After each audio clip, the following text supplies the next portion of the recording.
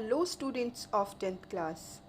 Welcome to your biology class in which we are going to cover the topic control and coordination for today. Students, I hope आपको अब तक के 4 chapters clear हो गए होंगे, but कुछ students अभी भी स्टडीज़ को सीरियसली नहीं ले रहे हैं. Students kindly subscribe my channel ताकि कोई भी मैं न्यू वीडियो बनाऊं आपको नोटिफिकेशन मिल जाए और आप उस वीडियो को देख सकें. अच्छे स्टूडेंट्स वो होते हैं जो नेगेटिव सिचुएशन में भी अपने आप को पॉजिटिव बना के रखते हैं. आपको इस लॉकडाउन की सिचुएशन में सेल्फ स्टडी करने का टाइम मिला है, तो give that time to your study. आप बहुत अच्छे से पढ़िए. कंट्रोल एंड कोऑर्डिनेशन हमारे आज के चैप्टर का नाम है. कंट्रोल का मतलब होता है स्टूडेंट्स किसी चीज़ को ओवरकम करना, एंड कोऑर्डिनेशन का मतलब होता है बैलेंस करना.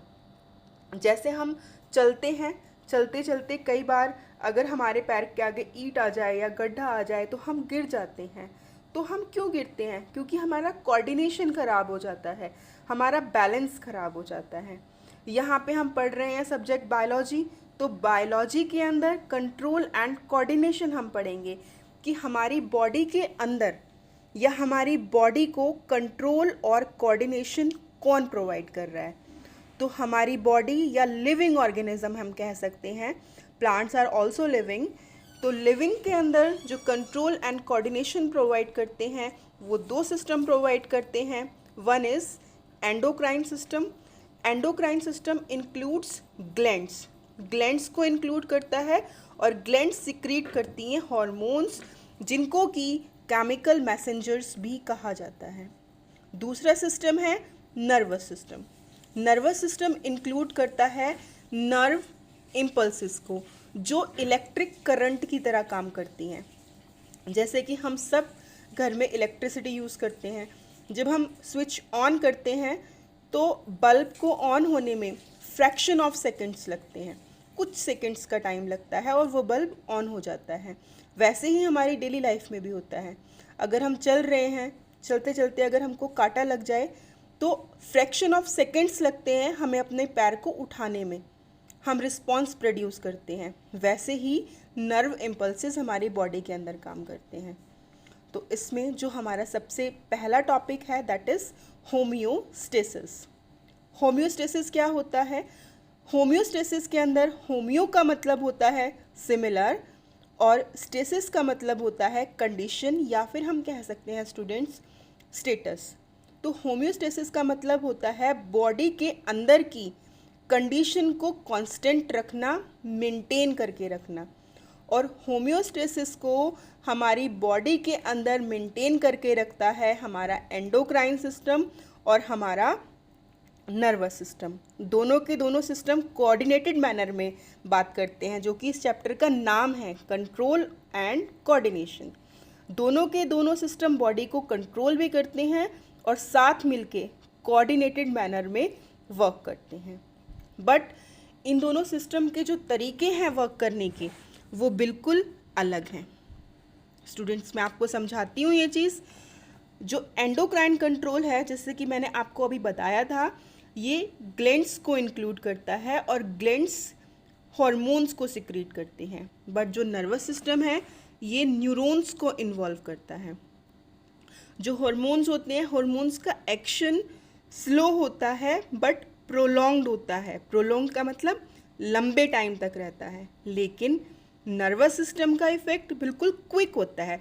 जैसे अगर हमको कहीं पर चोट लगेगी तो हम पैर इमीडिएटली उठाएंगे, या फिर अगर हम किचन में हैं, किचन में अगर हमको कोई यूटेंसिल गर्म लगता है तो हम इमीडिएटली रिस्पॉन्स करेंगे, इमीडिएटली अपने हाथ को उठाएंगे. बट एंडोक्राइन सिस्टम के अंदर ऐसा नहीं होता. एंडोक्राइन सिस्टम के अंदर इफ़ेक्ट जो है प्रोलॉन्ग्ड होता है. ये हमारी ग्रोथ को अफेक्ट करता है. बट नर्वस सिस्टम के अंदर ग्रोथ का कोई रोल नहीं होता है. ये ग्रोथ से इसका कोई रिलेशनशिप नहीं है. नेक्स्ट 5.2 टॉपिक है केमिकल कोऑर्डिनेशन इन प्लांट्स. हम यहाँ पे बात कर रहे हैं लिविंग ऑर्गेनिज्म की. Plants are also living. तो हम ह्यूमन बींग से पहले कंट्रोल और कोऑर्डिनेशन पढ़ेंगे स्टूडेंट्स प्लांट्स के अंदर। तो प्लांट्स के अंदर मेन चीज़ मैं आपको बताती हूँ कि प्लांट्स के अंदर नर्वस सिस्टम नहीं होता है। प्लांट के अंदर सिर्फ हार्मोनल सिस्टम होता है। हार्मोनल सिस्टम ही प्लांट को कंट्रोल करता है और उसको कोऑर्डिनेट भी करता है। प्लांट के अंदर हार्मोन्स होते हैं और उन हार्मोन्स को एक नाम दिया गया है, वो नाम है फाइटोहार्मोन्स या फिर ग्रोथ रेगुलेटर्स। ग्रोथ रेगुलेटर नाम इसलिए दिया गया है क्योंकि ये ग्रोथ को रेगुलेट करते हैं। रेगुलेट मतलब मेंटेन करना, ना तो ज़्यादा और ना कम। तो 5.2.1 में हम पढ़ेंगे टाइप्स ऑफ फाइटोहार्मोन्स और प्लांट ग्रोथ रेगुलेटर्स कि जो ये फाइटोहार्मोन्स हैं ये क्या होते हैं और इनका काम क्या होता है, इनके नाम क्या क्या हैं। फाइटोहार्मोन्स जैसा कि मैं आपको बता चुकी हूँ कि ये प्लांट हार्मोन्स हैं। हम प्लांट हार्मोन्स भी कह सकते हैं और फाइटोहार्मोन्स भी कह सकते हैं, ये एक ही चीज़ है। और हार्मोन्स केमिकल सब्सटेंसेस होते हैं, केमिकल मैसेंजर्स होते हैं। ये प्लांट के अंदर एक कोऑर्डिनेटेड मैनर में होने ज़रूरी हैं, बैलेंस में होने ज़रूरी हैं, ना तो कम और ना ज़्यादा। तो प्लांट के अंदर 5 तरह के ग्रोथ रेगुलेटर्स होते हैं: auxin, gibberellin, cytokinin, ethylene and abscisic acid. Plant के अंदर हार्मोन्स को 2 कैटेगरीज में डिवाइड किया गया है। One is growth promoter and other one is growth inhibitor. Promote का मतलब होता है किसी चीज़ को बढ़ाना, बढ़ावा देना। तो ये वो हार्मोन्स होते हैं जो प्लांट की ग्रोथ को बढ़ावा देते हैं, प्लांट की ग्रोथ के लिए रिस्पॉन्सिबल होते हैं, like auxin, gibberellin, cytokinin and ethylene. But growth inhibitor भी होते हैं। ग्रोथ इनहिबिटर मतलब कि जो ग्रोथ को रोकते हैं, ग्रोथ को रिटार्ड करते हैं। तो ऐसा सिर्फ एक ही हार्मोन है, that is ABA. The full form of ABA is abscisic acid. कहीं प्लांट में कोई चीज़ एक्सेस अमाउंट में ना हो जाए, उसको रोकना ज़रूरी है, वो काम होता है ग्रोथ इनहिबिटर का, that is abscisic acid. Students, अब हम 1 बाय 1 प्लांट ग्रोथ रेगुलेटर्स को डिटेल में पढ़ेंगे। और ये एक ऐसा टॉपिक है जो हमारे बोर्ड एग्ज़ाम में बिल्कुल डायरेक्ट आता है। CBSE और always give indirect question, but this is the only one question which comes in 5 marks but in direct form. तो जो सबसे पहला हमारा हार्मोन है दैट इज़ ऑक्सिन। ऑक्सिन का एक और नाम होता है that is indole 3 acetic acid. इसके बहुत सारे फंक्शन होते हैं, बाकी सारे हार्मोन्स के बहुत कम फंक्शन है, बट ऑक्सिन के सबसे ज़्यादा फंक्शन है। ये सेल डिवीजन में हेल्प कर रहा है।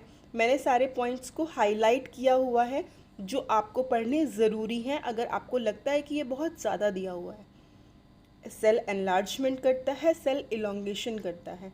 अगर कोई भी चीज़ है, हमारी बॉडी है या प्लांट बॉडी है, अगर सेल डिवीजन नहीं होगा तो सेल ग्रोथ नहीं होगी।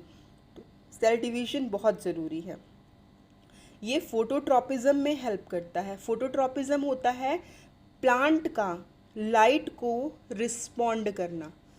प्लांट का लाइट को रिस्पॉन्ड करना इज नोन एज फोटोट्रॉपिज्म। ये प्लांट जो होते हैं, प्लांट की रूट जो होती है वो पॉजिटिव जियोट्रॉपिज्म शो करती है और स्टेम नेगेटिव जियोट्रॉपिज्म शो करता है। तो ये जो फिनोमिना है that is also controlled by the auxin. आपने देखा होगा कि जो प्लांट है वो ऑलवेज ऊपर की डायरेक्शन में ग्रो करता है। जो ब्रांचेस हैं वो भी, उनकी लंबाई भी बढ़ती है, लेकिन इतनी नहीं बढ़ती है जितना प्लांट की लेंथ, लंबाई, हाइट बढ़ती है। तो इसका रीज़न है कि प्लांट के अंदर ऑक्सिन प्रेजेंट होता है और इस फिनोमिना को कहा जाता है एपाइकल डोमिनेंस, मतलब कि प्लांट की सीधे सीधे लंबाई बढ़ना, that is because of auxin. ये पार्थिनोकार्पी में भी हेल्प करता है।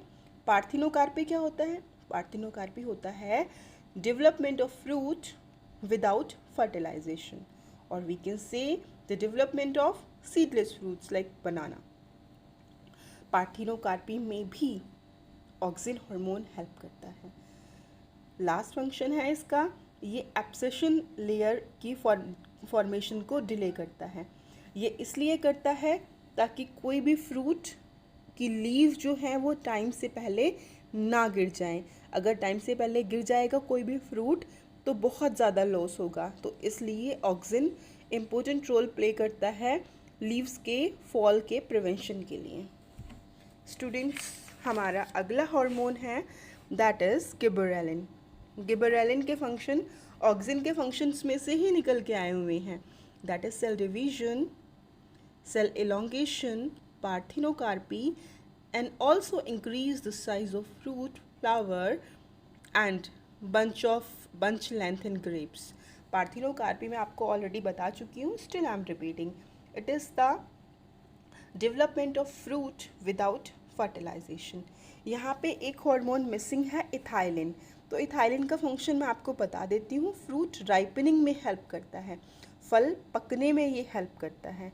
उसके बाद दिया हुआ है cytokinin. Cytokinin cell division, cell enlargement और एपिकल डोमिनेंस में हेल्प करता है। एपिकल डोमिनेंस भी मैं आपको बता चुकी हूँ, प्लांट की जो लंबाई है वो ऊपर बढ़ती है, साइड्स में कम बढ़ती है, लेटरल बर्ड्स की ग्रोथ कम होती है ऊपर की बजाय, that is known as apical dominance. Last है एब्सिसिक एसिड। एब्सिसिक एसिड को हम पहले ही डिस्कस कर चुके हैं, ये स्ट्रेस हार्मोन है, ये ग्रोथ इनहिबिटर है, ये डोरमेंसी इन सीड्स को इंड्यूस करता है, ये एजिंग को लेके आता है लीव्स में, इसकी वजह से विल्टिंग और फॉलिंग ऑफ लीव्स होती है, इसलिए इसको स्ट्रेस हार्मोन कहा जाता है। ये प्लांट की ग्रोथ को रोकता है। स्टूडेंट्स, आई होप कि आपको चैप्टर कंट्रोल एंड कोऑर्डिनेशन का टॉपिक फाइटो हार्मोन्स क्लियर हो गया होगा। आई एम रिपीटिंग अगेन कि it is very important question from both point of view. If you have any doubt in this topic, आप मुझे comment section में भी लिख के बता सकते हैं, but kindly subscribe, comment and like this channel. Thank you, have a nice day.